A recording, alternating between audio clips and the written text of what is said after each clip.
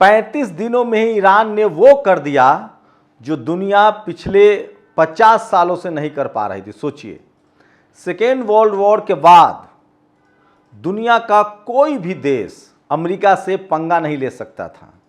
दुनिया को लगता था कि अमेरिका के पास युद्धपोत है, फाइटर प्लेन है, मिसाइल्स है, उसके सेना के सामने दुनिया की कोई सेना नहीं टिकेगी। और ये सब मिथक जो है वो अब टूट चुका है। ईरान जो पिछले 45 सालों से प्रतिबंध झेल रहा था, एक झटके में ईरान ने अमेरिका को बैकफुट पर खड़ा कर दिया है। सोचिए, दुनिया को पता चल गया है कि अमेरिका का सबसे बड़ा युद्धपोत अब्राहम लिंकन हो या जेराल्ड हो, वो पूरी तरह से घायल है और उसके मरम्मत का काम चल रहा है। ये सच्चाई है। दुनिया को पता चल गया है कि F-35 हो, F-16 हो, F-18 हो या F-15 हो, ये सारे के सारे फाइटर प्लेन इस युद्ध में गिरे हैं और ईरान ने गिराया है। दुनिया को पता चल गया है कि अमेरिका के जितने खाड़ी देशों में अड्डे थे वो सब के सब तबाह हो गए हैं और अब खाड़ी देश अमेरिका को टाटा बाय बाय बोल रहा है। यही वजह है कि डोनाल्ड ट्रंप का मानसिक संतुलन खराब हो गया है और दुनिया का कोई भी देश अब डोनाल्ड ट्रंप की बात नहीं सुन रहा है। सोचिए, 35 दिनों के युद्ध में ही, जब मैं आपको खबर बता रहा हूं तो आज 35वां दिन है और सुबह के 6 बज रहे हैं। 34 दिनों के ही युद्ध में डोनाल्ड ट्रंप घुटने पर है। वो कभी कहता है कि हम ईरान को पाषाण युग में धकेल देंगे, फिर वो कहता है कि मैं 1-2 सप्ताह में वहां से हट जाऊंगा, फिर वो कहता है कि जिन देशों को तेल से दिक्कत हो रही है, तेल नहीं मिल रहा है, वो जाके होर्मुज स्ट्रीट खाली करवाएं। दुनिया सवाल पूछ रही है कि आखिर होर्मुज स्ट्रीट बंद क्यों हुआ, आखिर ईरान पर हमला करने की जरूरत क्या थी। ये बड़ा सवाल है जो फ्रांस पूछ रहा है। सोचिए, डोनाल्ड ट्रंप मानसिक रूप से दिवालिया हो गया है। उसने फ्रांस के राष्ट्रपति की पत्नी को लेकर जो तंज किया, कहा कि उनकी पत्नी ने जो उनका जबड़ा तोड़ा है वो अभी भी इलाज करवा रहे हैं। मैंकरा ने कहा है कि इस आदमी पर बात करना भी फिजूल है और इस तरह के टीका टिप्पणी करने वाले की पर मैं और कोई ओछी बयान नहीं देना चाहता हूं। सोचिए, इटली की प्रधानमंत्री मेलोनी कह रही है कि इस शख्स जो है वो डिरेल हो गया है, पागल हो गया है। स्टारमर, जर्मनी, इंग्लैंड, सारे के सारे यूरोपियन देशों को लग गया है कि ये पागल से मुक्ति पा लेना ही आसान है, नहीं तो सबको फारस की खाड़ी में मरवा देगा। लेकिन इसके पीछे ये ऐसा नहीं कि यूरोप को सद्बुद्धि आ गया है, ऐसा नहीं कि नेटो जो अब तक अमेरिका के साथ लड़ता था उसको सद्बुद्धि आ गया और वो इंसानियत का पक्षधर हो गया है। दरअसल ये ईरान का खौफ है, ईरान की मिसाइलों का खौफ है। और जिस तरह से ईरान ने कहा है कि उसके पास 2.5 लाख मिसाइल है और 500 से 400 ड्रोन बनाने की रोज क्षमता है, उसके बाद दुनिया सहम गया है। दुनिया को लगता है कि ईरान को उड़ने की भी जरूरत नहीं है, फाइटर प्लेन की भी जरूरत नहीं है। वो अपने ही खंडहरों से, अपने ही बनाए उस अड्डे से मिसाइल दागता है और उसकी डिस्टेंस जो है, उसकी दूरी जो है वो 4000 किलोमीटर तक जाती है। और ये ईरान ने कर दिखाया। सोचिए, अब ईरान अमेरिका से का पूरी तरह से इलाज कर रहा है। खाड़ी देश, ओमान हो, बहरीन हो, कतर हो, सऊदी अरबिया, संयुक्त अरब अमीरात, इन तमाम देशों से, सीरिया, लीबिया, इराक, इन तमाम देशों से अमेरिका का बोरिया बिस्तर बंध गया है। अब इन देशों में अमेरिका के जितने सैनिक ठिकाने थे, जितने उसके फाइटर प्लेन थे, जितने फारस की खाड़ी में युद्धपोत थे, सबको वापस लेना पड़ रहा है। और साथ ही अब तो खाड़ी देशों में जो उसके बड़ी बड़ी कंपनियों के अड्डे हैं उसको निशाना बनाया जा रहा है। ईरान ने कह दिया है कि जो मेरा नुकसान हुआ है, मेरे रिफाइनरी पर हमला हुआ है, मेरे पावर प्लांट पर हमला हुआ है, अब मैं भी चुप नहीं बैठूंगा। और खाड़ी देशों में चुन चुन कर अमेरिकी बिजनेस अड्डों को अब निशाना बनाया जा रहा है। तो अमेरिका के नुकसान का आप अंदाजा नहीं लगा सकते हैं।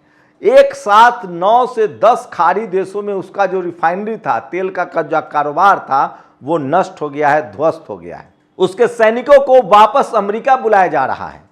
मतलब खाड़ी देशों से उसके सैनिक अड्डे ध्वस्त हो गए हैं, उसके सारे प्लेन वहां से हटा लिए गए हैं या गिरा दिए गए हैं। उसके सैनिकों को वापस अमेरिका बुलाया जा रहा है। और इसको देखकर जर्मनी कह रहा है कि हमारे देश से भी निकालो जो 40,000 सैनिक हैं। इटली कह रहा है कि हमारे देश से निकालो जो तुम्हारे अड्डे हैं।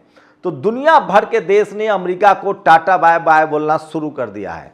और शायद ही अब कोई देश है जो उसकी बात मानता हो। लेकिन अमेरिका की जो कमर टूटी है वो ईरान को पता था। सोचिए किस तरह की स्ट्रैटेजी ईरान ने बनाई थी। उसे पता था कि अमेरिका युद्धपोत के जरिए, मतलब फारस की खाड़ी में अपना युद्धपोत खड़ा करेगा और वहां से बम गिराएगा।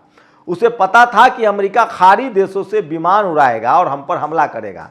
ईरान ने जो तैयारी की, ईरान ने जो प्लानिंग की, उसमें वो सफल रहा है। अमेरिका खुद कह रहा है कि मुझे अंदाजा नहीं था कि एक साथ 9-10 खाड़ी देशों पर ईरान हमला कर देगा। हमें लगा था कि हम खाड़ी देशों के कंधे पर बंदूक रखकर ईरान पर हमला करेंगे और ईरान पर कब्जा कर लेंगे, तेल पर कब्जा कर लेंगे और डॉलर का जो हमारा बिजनेस है वो और बढ़ेगा और साथ ही हम खाड़ी देशों को हथियार भी बेचेंगे। अब तक अमेरिका दुनिया के बहुत सारे देशों को, जापान, वियतनाम, साउथ कोरिया, खाड़ी देश, इन तमाम देशों को डराता है, धमकाता है कि तुम पर रूस कब्जा कर लेगा, चीन कब्जा कर लेगा, तुम्हें हमारी सुरक्षा की जरूरत है। ताइवान को कहता है, जिस पर उसने खुद हमला किया था। जापान को कहता है, वहीं खाड़ी देशों को कहता था कि तुमको हम सुरक्षा दे रहे हैं, नहीं तो तुर्की या ईरान तुम पर कब्जा कर लेगा। सोचिए इस युद्ध के बाद सब दूध का दूध और पानी का पानी हो गया है। अब खाड़ी देश एकजुट होने लगे हैं। तुर्की के एर्दोगान ने कहा है कि हम सब इस्लामिक देश हैं, हम सब मुस्लिम कंट्री हैं और एशिया के कंट्री हैं और हमको एकजुट होना है। हमारी सुरक्षा अमेरिका नहीं कर सकता है। कतर इस बात को मान गया है। इराक तो पूरी तरह से 35 दिनों के युद्ध में ही आजाद हो गया है। तो सोचिए खाड़ी देशों ने किस तरह से बड़ा स्टेप लिया। आपको बता दें कि आज हमारा विदेश मंत्रालय ने कहा है कि खाड़ी देशों में 1 करोड़ भारतीय काम करते हैं, जिसमें 8 से ज्यादा लोगों की मौत हुई है। इसकी वजह भी अमेरिका को माना जाना चाहिए। न ये युद्ध छिड़ता, न खाड़ी देशों पर हमला होता और न हमारे लोगों को अब मौत के मुंह में जाना पड़ता। तो देखिए किस तरह से खाड़ी देशों को भी अब एकजुट कर लिया है ईरान ने और इससे साफ हो गया है कि अब ईरान एशिया का, मुस्लिम देशों का, इस्लामिक कंट्री का सबसे बड़ा ताकतवर देश है। और अमेरिका 34 दिनों के युद्ध में ही पानी मांग रहा है। उसके पास अब कोई रास्ता नहीं है बचने का। वो इस युद्ध को समाप्त करना चाहता है, वो इस युद्ध से निकलना चाहता है। लेकिन सवाल है कि गले हड्डी फंस गई है। अब वो निकले तो कैसे निकले। डोनाल्ड ट्रंप उलूल जुलूल बयान दे रहा है। कभी कहता है कि हम दफन कर देंगे, कभी कहता है पाषाण युग में ले जाएंगे, कभी कहता है हम युद्ध से निकल जाएंगे। अब उसने एक नया शगुफा छेड़ा है कि तेल की जो दुनिया भर में किल्लत है उसके लिए अब यूरोप के देश जिम्मेदार हैं। जिन देशों को तेल चाहिए वो जाके ईरान से लड़े और होर्मुज स्ट्रीट खाली करवाए। वो तमाम देश उससे पूछ रहे हैं कि अब तक तो होर्मुज स्ट्रीट खाली था, आखिर तुमने देश को युद्ध में क्यों धकेला। ये सबसे बड़ा सवाल डोनाल्ड ट्रंप से पूछा जा रहा है, लेकिन उसके पास कोई जवाब नहीं है। वहीं इजराइल की तो पूछिए मत। 34 दिनों के युद्ध में ही ग्रेटर इजराइल का सपना धरा का धरा रह गया है। और अब ईरान ने साफ कहा है कि हमारे जो सैनिक मारे गए हैं, हमारे जो खामनेई की शहादत हुई है, लारिजानी मारा गया, उसका बदला चुन चुन कर लेंगे। इजराइल और खाड़ी देशों में जहां जहां अमेरिका के अड्डे हैं, सैनिक अड्डे हैं, इजराइल में जहां जहां सैनिकों के बड़े बड़े टावर हैं, बिल्डिंग्स हैं, उन सब को अब निशाना बनाया जा रहा है। और सोचिए ईरान ने क्या गेम खेला है। हूती के पास मिसाइलें पहुंच गई। अभी जब मैं आपसे बात कर रहा हूं तो चारों तरफ से अब सिर्फ ईरान पर हमला हो रहा है। खाड़ी देशों पर ईरान ने अब हमला लगभग बंद कर दिया है। अब सारा हमला का फोकस जो है वो इजराइल पर है, क्योंकि उसने कहा था कि इजराइल को हम नक्शे से खत्म कर देंगे। और ये 34 दिनों के युद्ध में ही 35वां दिन दिख रहा है कि इजराइल धू धू कर जल रहा है। लेबनान के लड़ाके हिजबुल्लाह लगातार मिसाइलों से हमला कर रहे हैं। हमास का, जो फिलिस्तीन का लड़ाका है हमास, वो मरकेवा टैंक उड़ा रहा है और फिलिस्तीन में इजरायली फौजियों को मौत के घाट उतार रहा है।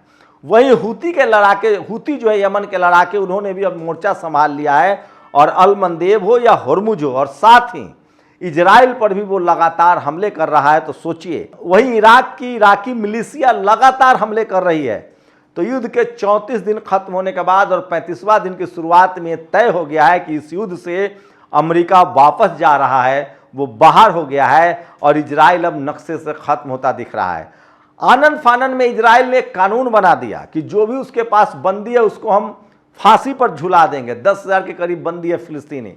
इसके बाद ईरान ने कहा है कि अगर एक भी फिलिस्तीनी कैदी को मारा गया तो जितने ईरान के जेलों में बंद है, चाहे वो इजरायली हो या अमेरिकन हो, उन सबको बख्शा नहीं जाएगा। मैं फिर कह रहा हूं, ईरान अपनी लड़ाई तो लड़ ही रहा है, अपने देश की बचाने की लड़ाई तो लड़ ही रहा है। वो लड़ाई लड़ रहा है फिलिस्तीन की आज़ादी का, वो लड़ाई लड़ रहा है लेबनान की आज़ादी का, वो लड़ाई लड़ रहा है इराक की आज़ादी का, वो लड़ाई लड़ रहा है सीरिया की आज़ादी का, वो लड़ाई लड़ रहा है खाड़ी देशों की आज़ादी का, और उसमें वो कामयाब हो गया है। साथ ही ईरान ने कहा था कि मैं ग्रीनलैंड को भी बचाऊंगा, क्यूबा को भी बचाऊंगा। दुनिया के जिस देश पर अमेरिका की निगाहें टेढ़ी होगी, जिस पर वो कब्जा करना चाहेगा, मैं उस हर देश को बचाऊंगा। और अब पूरी दुनिया में ईरान की चर्चा हो रही है कि ईरान ने विज्ञान के दम पर, मिसाइल के दम पर जो ताकत दिखाई है वो सचमुच अद्भुत है, अकल्पनीय है, अविश्वसनीय है। दुनिया का कोई शख्स मानने के लिए नहीं तैयार था कि इस युद्ध में ईरान अमेरिका को पस्त कर देगा और अमेरिका को वापस जाना पड़ेगा और इजराइल जो है वो धू धू कर जलेगा और नक्शे से गायब हो जाएगा। और ये सब कुछ सिर्फ और सिर्फ 34 दिनों में हो गया है। अमेरिका से ज्यादा तो इराक लड़ा था 8 सालों तक। वियतनाम और अमेरिका में 20 सालों का युद्ध हुआ था, लेकिन 34 दिनों के युद्ध में अमेरिका और इजराइल को अकेले ईरान ने घुटने पर ला दिया है। यही सच्चाई है। शुक्रिया। नेशनल दस्तक की आपसे गुजारिश है कि अगर इसको बचाना चाहते हैं तो नेशनल दस्तक को सब्सक्राइब करने के लिए रेड कलर के सब्सक्राइब बटन को दबाएं, फिर बेल आइकन की घंटी दबाएं। नेशनल दस्तक को बचाने के लिए बहुत जरूरी है कि हर खबर को शेयर करें, लाइक करें, कमेंट जरूर करें।